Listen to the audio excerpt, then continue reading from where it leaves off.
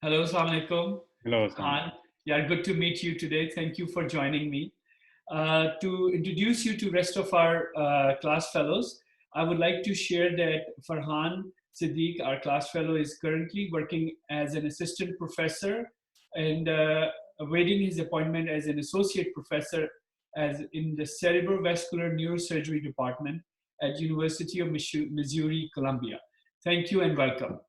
So Well, Farhan, as you have initiated the WhatsApp community, I think it has ignited energy and among our group, and everybody wants to know more. So thank you for coming in so that we can share your story with everyone else. It's been about 20 years, so it's almost time that we do.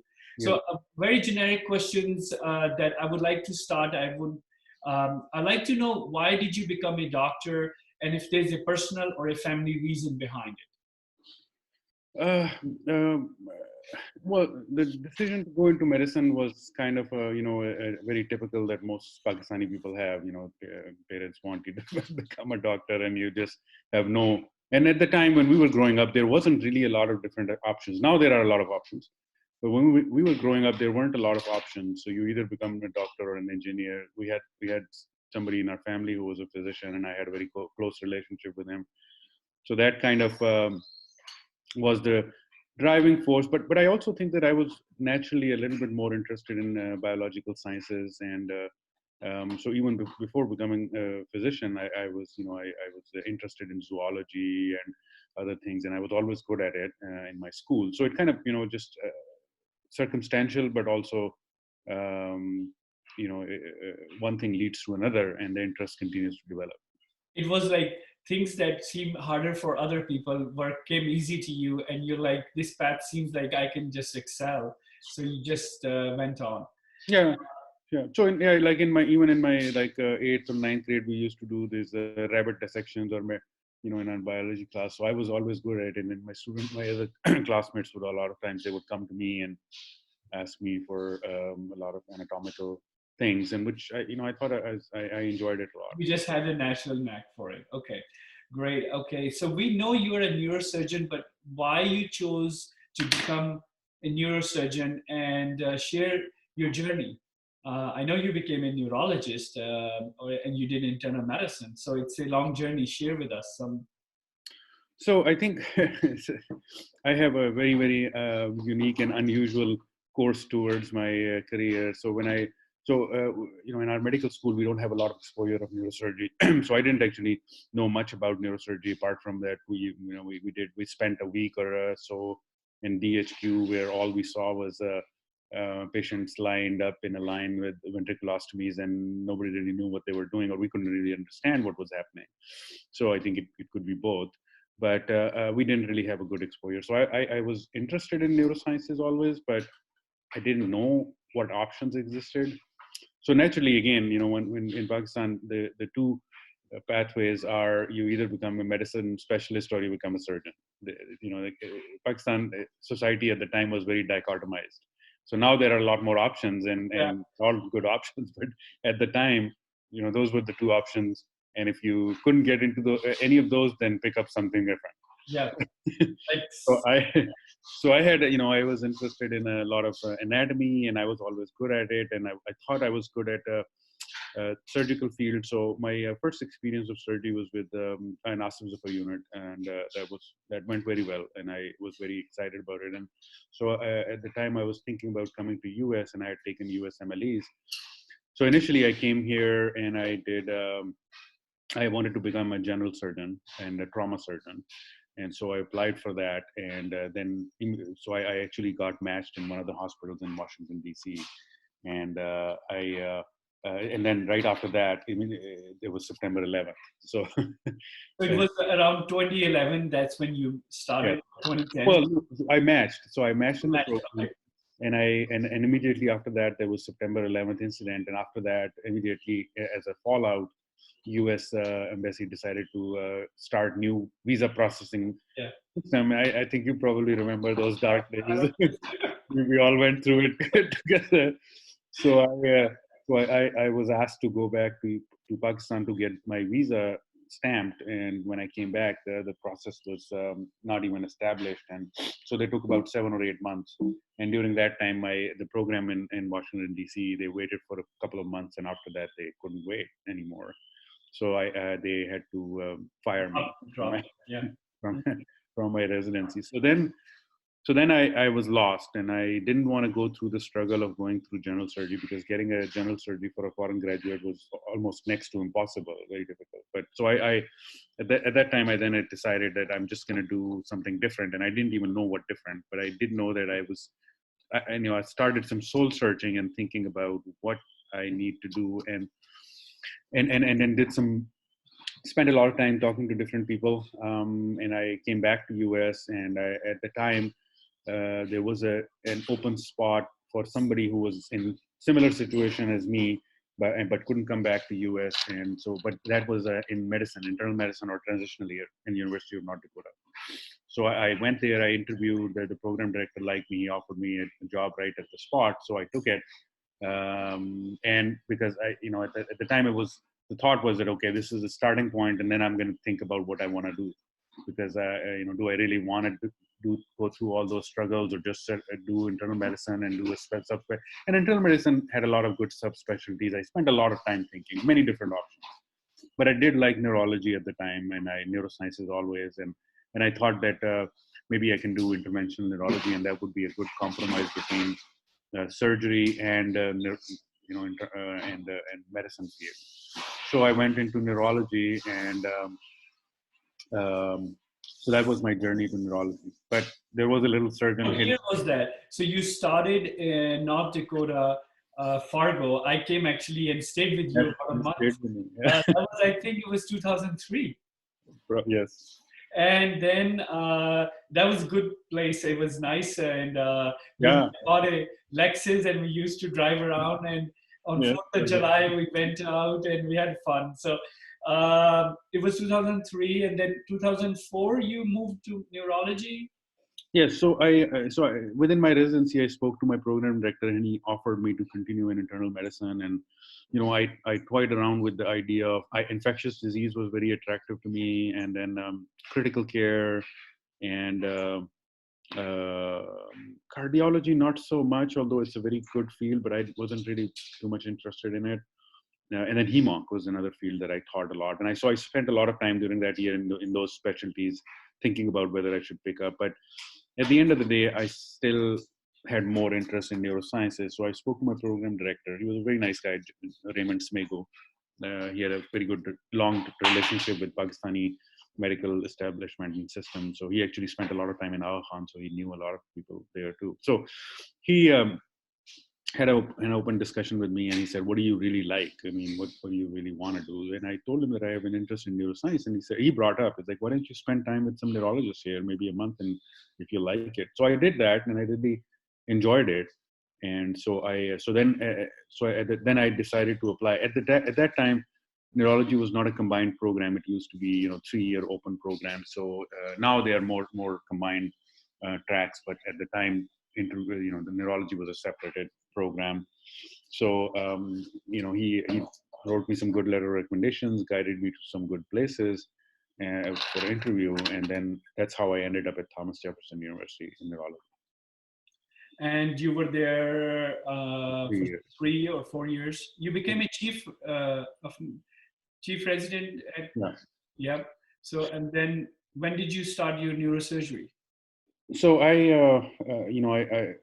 the goal for going into neurology was to do stroke, neurocritical care, and interventional. But I also, at the time, and still had a lot of the desire to eventually come back to Pakistan. So I thought to myself that if I just do interventional neuroradiology or neurology, several different names for it, if I just did that, then I would be very limited, and I would be only able to cater to a very, very small population in Pakistan.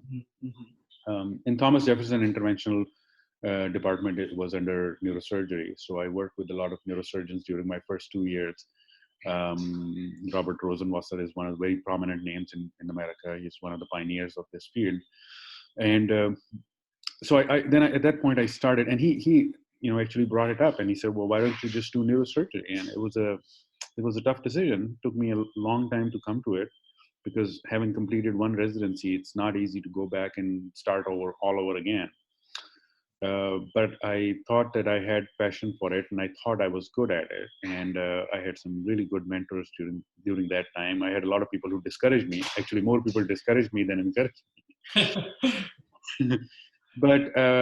But towards the second year of my neurology residency, I thought I had made up my mind that that was the best thing to do, even though it would require me to spend a lot more time than most people do, but I was willing to do it. So I then started working towards it. I did a lot of research papers with those guys, and then towards the end of my neurology residency, I applied for neurosurgery, and then I matched in the University of Minnesota. What year did you start your neurosurgery? 2007. So immediately, so 1 year I was chief resident, and next year I was intern again. Wow! Oh man! Few people have the courage to do what you did, Farhan, and go through that grueling years of training. It's not easy. I could only do it once, and you did it twice, maybe 3 times, because you interned 2 times. Because you did internal medicine, then you switched back to neurology. So that speaks highly of your courage and determination. The next question is about, has there been an event during this training, during this long course of struggle, that changed you as a person? Any good or bad experience that had an everlasting impact on you? So I think the change. I think the changing decision making and discussions and the route from neurology to neurosurgery was probably the most challenging part. And at one hand, where I was doing so well in neurology and had such good relationships with my teachers and program directors, and they had actually offered me a job at Thomas Jefferson in neurology. And at the same time, changing my career, because there's always a little bit of a conflict. It's like philosophical conflict between neurology and neurosurgery, even though they're very closely related to each other. And so during that process, the people who I knew very well and who supported me throughout my career in neurology, all of a sudden became very negative. And that part was very difficult to understand or get through, because when you're trying to do something which is very difficult and there is so much negative energy associated with it, it becomes very hard. So I think the one thing that I learned from that is that people around you will have their own opinions and ideas, and they're probably right or wrong. There is no right or wrong here, actually. Everybody speaks their mind, and I don't think that they were wrong. I think they were in very best interest of me. And but at the time, I felt like this was wrong. But later on, I figured out that it wasn't wrong. I think they were all thinking of my best interest in their own way. So I think that was a big moment for me when I went through that. And then looking back at it, I think I persisted, I persevered in what I wanted to do.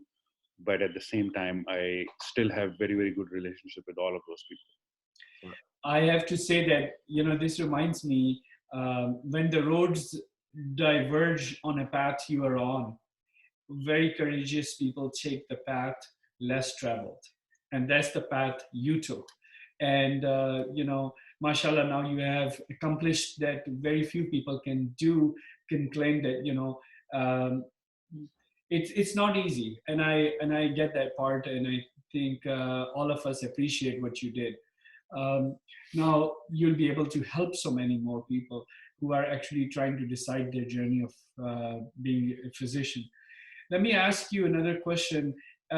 Is you have a lot of unique skills that you have mentioned as a neurologist and as a neurosurgeon.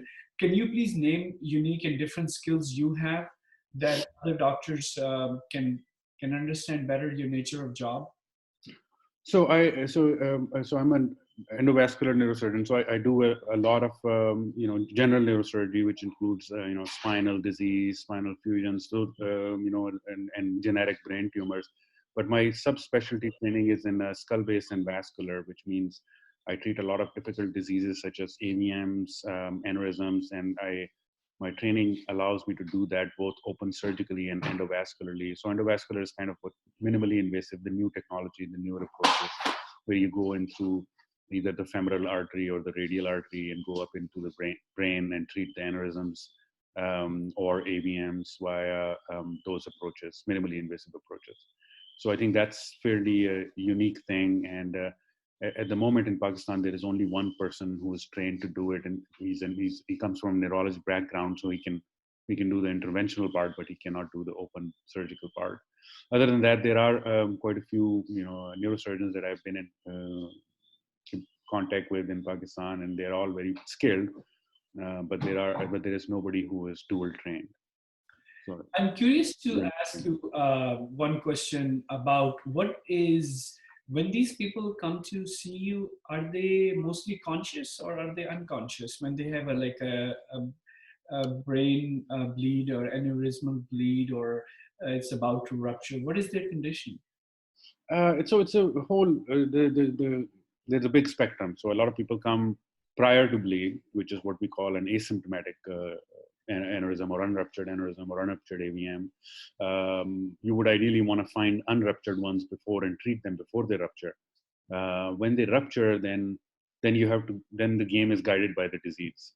So some of them, I would say probably 40 to 50% of them come in a good clinical status, but another 50% of them will have varying degree of disability. So they could have paralysis, or they could be in coma, and so forth. So I think those things. So usually headache is when the pre-rupture. Okay. Sudden severe headache or any neurologic weakness is first sign of stroke or subarachnoid hemorrhage. How long does it take you to complete that procedure? Just a rough an estimate for us to know. So there's a lot of planning involved and a lot of thinking, and so that part, including all of that part, we typically try to treat most of the aneurysms within first 48 hours. So usually, if it's a coiling procedure, it can last up to 2 to 3 hours. If it's open surgery, anywhere between 4 to 5 hours. Wow. Okay. What is the most professionally attractive feature of your current practice in the setting you are, and why you chose this position? Well, so I was interested in some research projects, and so right out of my fellowship, I went back, or training, I went back to Jefferson and joined them as a faculty for a year or 2 years almost in Philadelphia, which is when we were neighbors, almost in Bucks County. But their contractual agreements were a little complicated, and my exposure to the main university setup was not very appropriate, or not something I wanted to continue long term. And then I had an opportunity in Texas to work as a stroke program director and endovascular program director. So I went to Texas, but that was more private practice setup. Meanwhile, I was still searching for good academic jobs. So then I found a job in the University of Missouri. And the reason for moving to academics was because I was interested in some research projects. And so in my current job, I'm doing teaching. It's a residency training program and a fellowship training program. So I'm teaching fellows for endovascular, and then residents to develop surgical skills. So that's an interesting aspect. And one of the challenging part was moving from sort of private practice where I did everything independently to now move to a practice where I had to train people and let them do some of the things, and even let them do more complicated things, which is sort of a little bit of a graduated process, but very difficult to in a surgical field, it's very difficult to let go. So that process took me a little while. But we have some very good residents, some not so good residents, and we're working with all of them. And at the same time, I'm working on a couple of big NIH projects for funding for research. Wow! So now you are in an academic setting where you have complicated cases that come to you. Of course, universities always draw the most complicated cases, so you can continue to improve on your skills, but also help other new residents and fellows to learn from your skills and continue to contribute to the research. So I can see that seems like the best of both worlds. I'm sure I can say for sure that a lot of doctors like you who come to academic, they take a paycheck, which is always something that they sacrifice for what they really want to do in their lives. What are the biggest hurdles or challenges you face every day, even in this ideal situation? Is there anything that you hate about your work? The part of the nature of neurosurgery is that most of the things come unannounced. So, Yeah. and they are emergent. 50% of our work is emergent. So, you could be just sitting at home, relaxing, and all of a sudden you have to go in and there is 30 minutes to start a procedure. So there's no other field in medicine where you have 30 minutes to start a procedure. So in that respect, it's very, even with, in cardiology, maybe cardiac caths are the only other emergent things, which can disrupt your life. So I'm on call a lot. I'm on call almost, every third week I'm on call.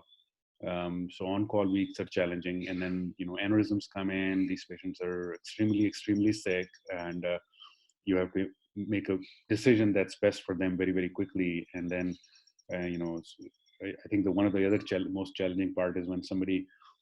So that's the emergent part. But then even elective, when somebody comes in and they have seen 4 different neurosurgeons who have offered them 4 different things, and then you think of something, and you have to convince them to allow you to open their head and do surgery. And that's a pretty big challenge.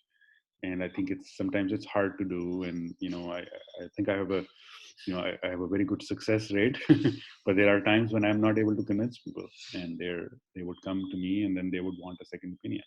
Yeah. So it's a challenging field. It's and any surgery, not just neurosurgery, but neurosurgery is a little more because A little bit more. Yeah, you're opening up somebody's brain, so that's definitely takes a precedent. Um, so that takes me to the next question. What are your personal life and work-life balance issues that you struggle on day-to-day basis?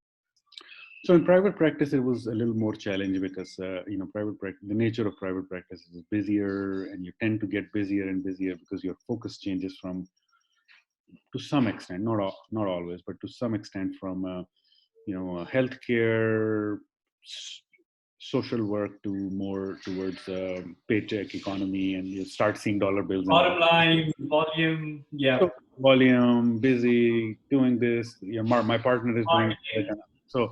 so it's a different focus. Not wrong, but it's a different focus.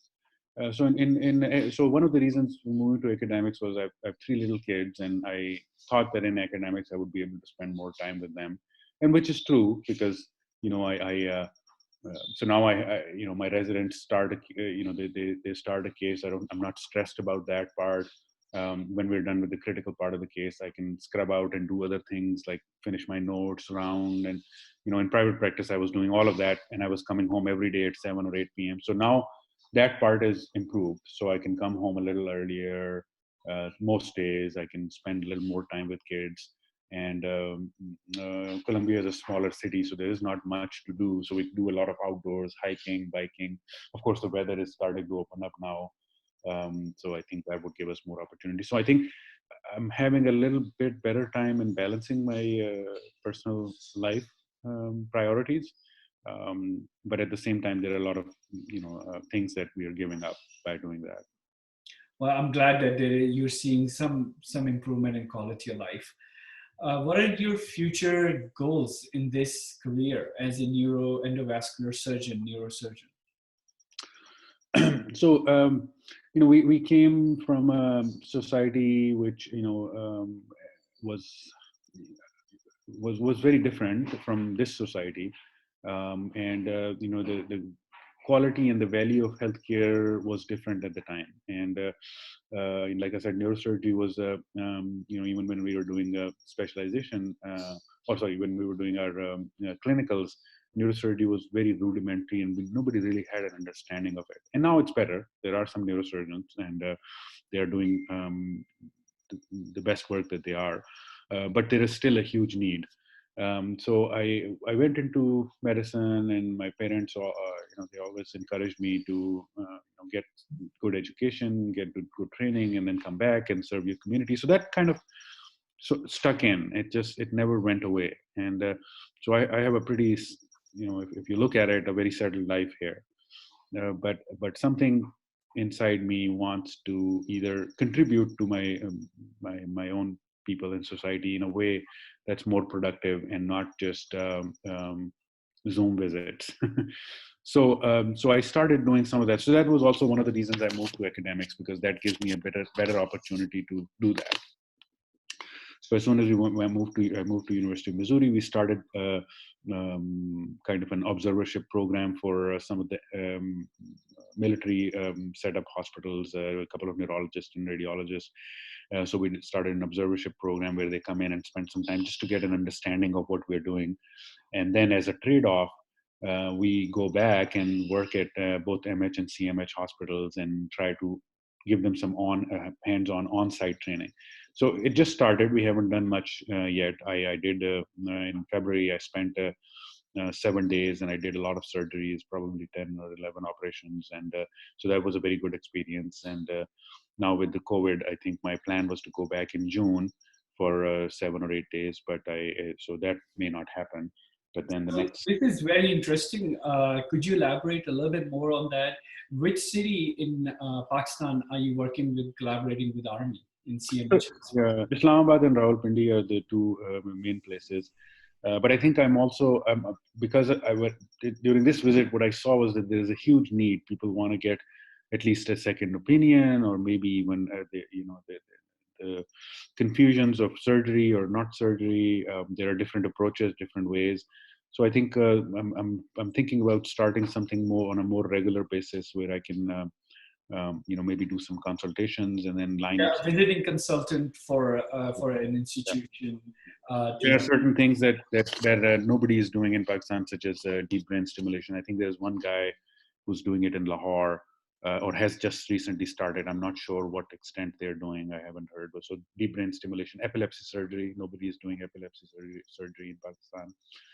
And like I said, endovascular, there's only one guy in Lahore, and then there's one guy in Karachi who does some. The guy in Lahore is actually very well trained, but he's only one. And I think you can go and help them improve their skills, and if they are willing to, do you think you can get the support you need in terms of equipment? So CMH has most of the equipment that I need. Okay, wonderful. So CMH actually has. So that's a good opportunity. Other than CMH, I don't think there's any place that has accumulation of that quality of equipment, because Army setup is always more sound in Pakistan financially and establishment wise. So they are able to accumulate a lot of those things, which is great. So, and they have a very fairly, robust supply of patients. They have a few good neurosurgeons, but I think, I still feel that there are a lot of things that I can contribute to that system, and help it develop more. And I think it's possible through your desire to reach other young physicians, and improve the skills of the surgeons who are already there, and share and collaborate.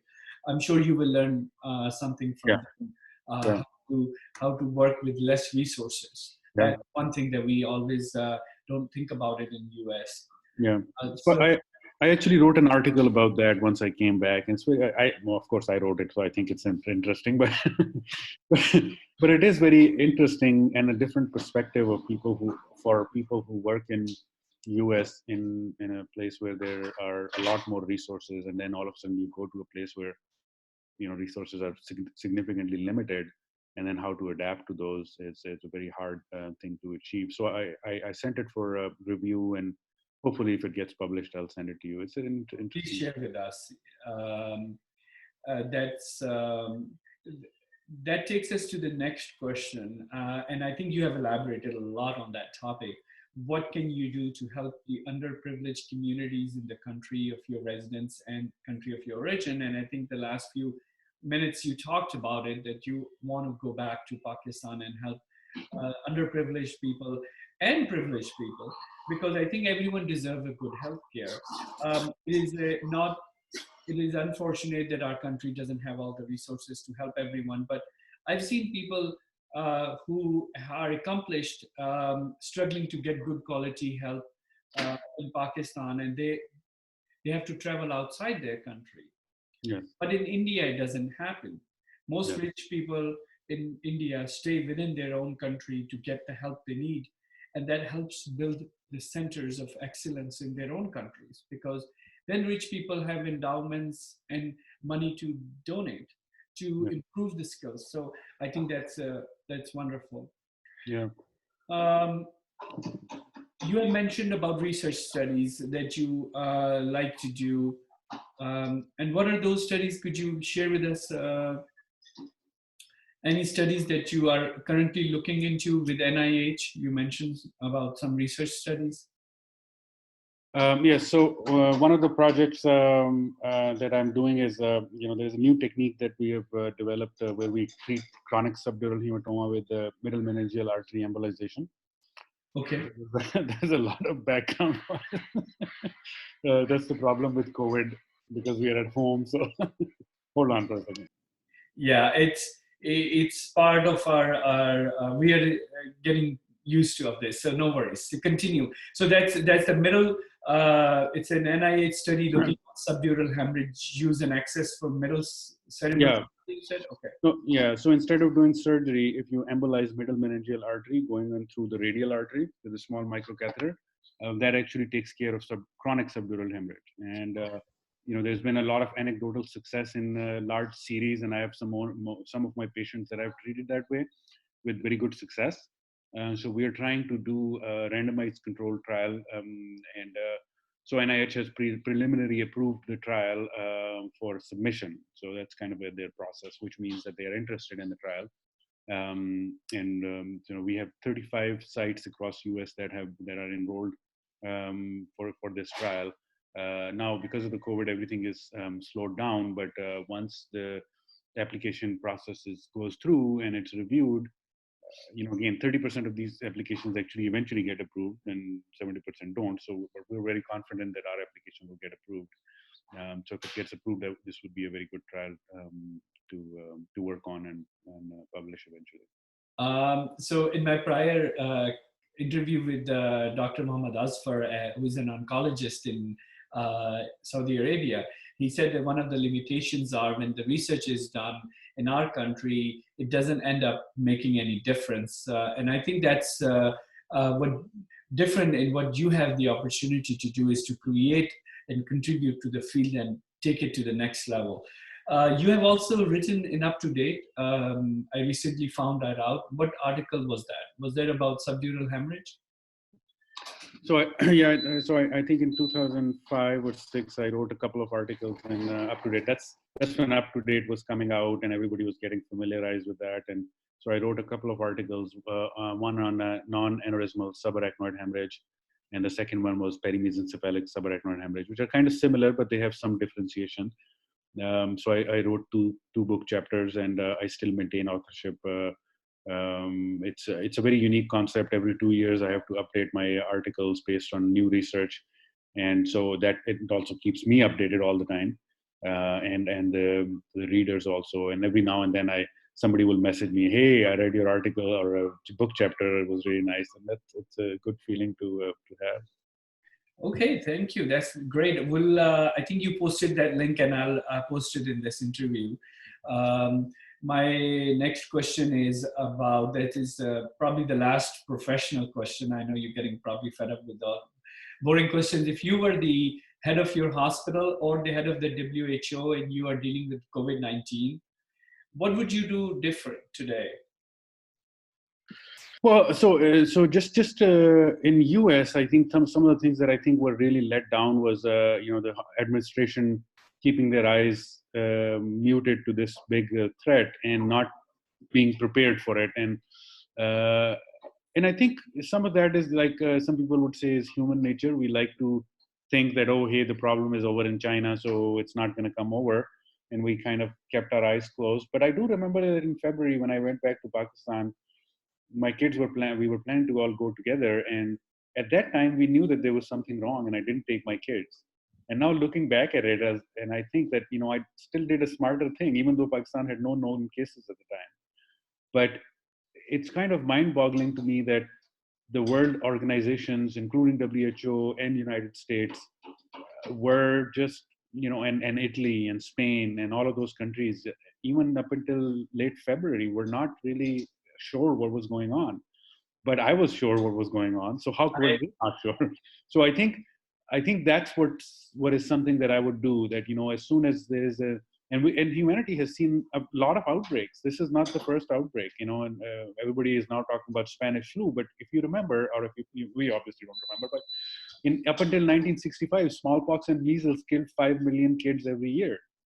So we have improved our skills, our communication. This is a very global community, and we still couldn't come up to par with the challenges that we are facing today. So the PPEs were not available. The hospitals are struggling. In Pakistan, hospitals are struggling. Nobody planned for it. Everybody kept talking about it. Lockdown is not the answer. Yeah.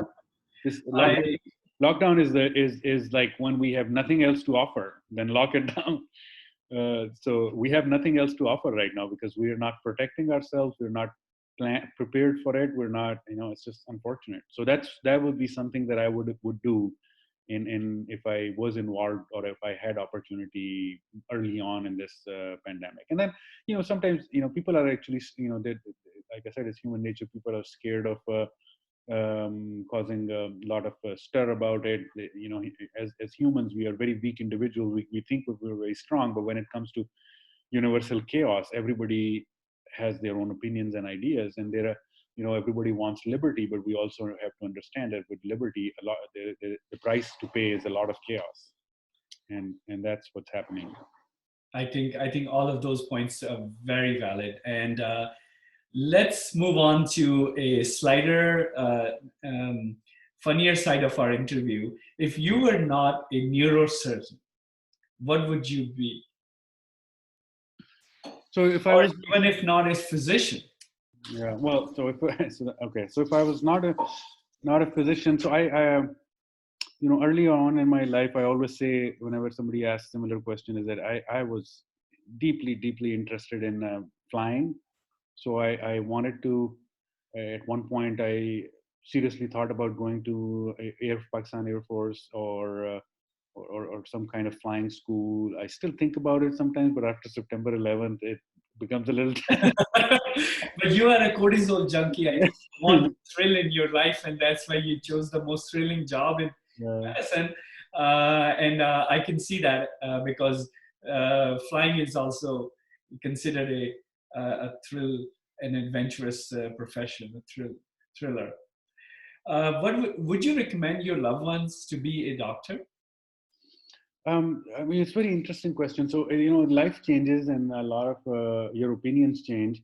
When I was coming out of medical school, my younger brother was also going into medicine, and his scores in FSC were good, and his exam was good, and he almost got to a point where I don't remember exactly, but he did get into RMC, but he was not very interested. He was not really he didn't have that nature to sit at home and study for years and years and years and. So he and I talked several times, and I felt that I may have discouraged him to not do it because of my own experiences. Yeah.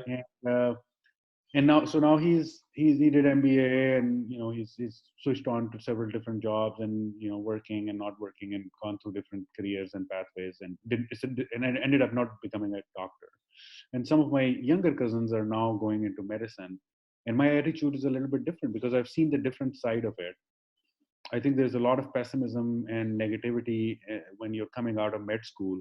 But if you look at our class, after a lot of years of struggle and hardship, most of us have seen the other side now. And the other side is not that unpleasant. It's not bad. It's not, it's our lives are different. We're not the same as a banker would be, or, we have to work hard. We have to stay up on our knowledge. We have to meet challenges of job, which are sometimes very, kind of insane. And for example, we talk about it a lot about interaction between physicians and hospital administrations, and how the physician abuse and all of those things are happening. But at the end of the day, I would have to say that none of us are unhappy. So I think I think it's a good field. I think you have to choose if you have to decide, and it's very early on that you have to decide whether you have an aptitude for it. But if you do, it's not a bad field. So I think that process, I think in Pakistan at least, has not been established. We have to make a decision when we are coming out of here. We're 17, 18-year-old, and we have to make a decision to become a doctor or not. And that's not the time when we can decide that. So I think that part, if I had an opportunity, I would try to change. You'd like to change them, like in the United States and other countries where they actually are a little bit more mature when they become a physician. So go to other, or help them gain that maturity. Help yeah, them gain that. gain them. Which, in US, I did a lot. When I was in Minnesota, I was in Neurosurgery chief resident. I was invited to undergrad schools to give a talk about why I do this and what do I do, so they can understand.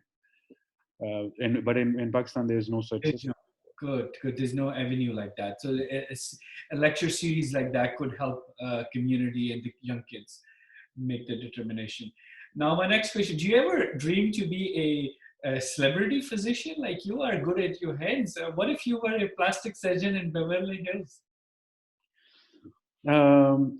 It's an attractive idea. It's a very the problem is. By the way, I have a friend who is a celebrity physician in Australia. Oh, that's good. He's a cosmetic surgeon. Yep. So I think it's so yes, conceptually it's a great idea, great lifestyle, a lot of money, a lot of fame. But I went to do medicine for different reasons, so I don't foresee myself doing that. But there's nothing wrong with it. Okay. Now, what is your favorite destination for travel, vacation?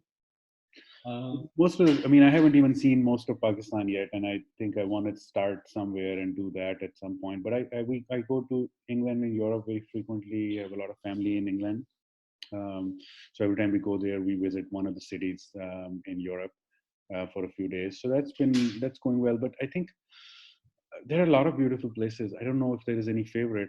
I love traveling. I everywhere I go, I enjoy a lot. And even in the US, there are so many places. It's such a big country. So I travel a lot. So you have to give us one name post-COVID. If you had the chance to go, what that city would be, just to get out of the cabin fever of COVID-19. Well, I'm thinking about going to South Africa. South Africa. Okay, wonderful. Now, last question. What do you do to keep yourself in a good mind-body state? Well, I'm starting to be a little more regular with the physical activity. I struggle with that a lot because I'm inherently an Asian middle-aged man who are inherently lazy, so that's a hard thing to do. But I'm trying to do it. So trying to be a little more regular with exercise. I'm trying to get more, whenever I get time on the weekends, I go for hiking. I love growing up in Islamabad, going on trails. I think that's my most favorite activity. Even now when I go to Pakistan, I make sure that I do that every day. I used to play a lot of music, guitar, but I don't get enough time. Every time I pick it up, I want to play, and my kids enjoy it too. So I spend a little time on that. But I think mostly my kids are young, so mostly they consume a lot of my time. So I think that's my.